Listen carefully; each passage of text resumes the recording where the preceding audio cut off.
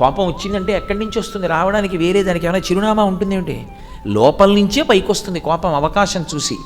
కోపం పైకొచ్చిందా మనుష్యుడు రాక్షసుడైపోతాడు. కోపాన్ని ఎలా వదిలిపెట్టాలో రామాయణం చెప్పింది. యథోరగస్తచం జీర్ణాం సవై పురుషముచ్యతే అంది.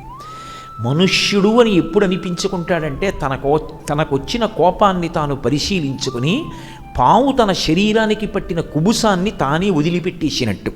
గరుకు పదార్థం మీద దొల్లి కుబుసాన్ని వదిలేస్తుంది పాము. అలా తన కోపాన్ని తాను వదిలిపెట్టేయాలి. కోపం ఎందుకు పనికి రావాలి అంటే వ్యవస్థని చక్కబెట్టడానికి పనికి రావాలి.